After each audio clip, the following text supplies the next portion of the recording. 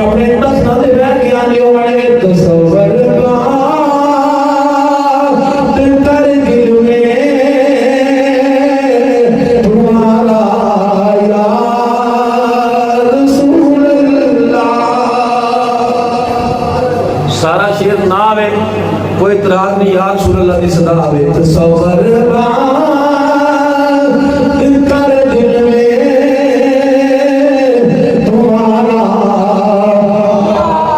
रसूल अल्लाह। ऊंची आवाज में बुलाने वाला तसव्वुर कर दिल में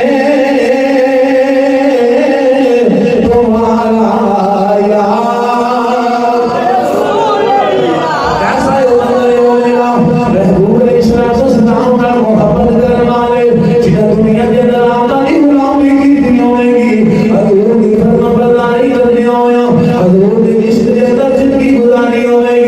उन्हें दस्तां दे बैठी होंगे तखलसी होंगे रब अपनी कुदरत के मुताबिक अपनी जान का विधान